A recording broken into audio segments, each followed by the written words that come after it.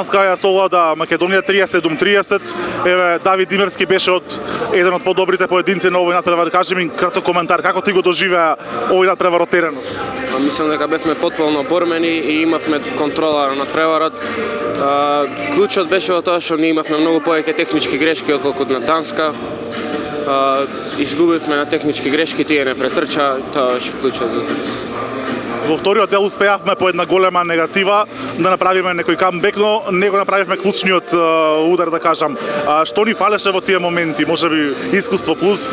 Искуство и тоа што не успеавме да реализираме во одредени моменти и тоа ни даде само минус на тоа утакмица. Шансите за четвртфинале не се загубени, ни останува нас уште дуел со Австрија.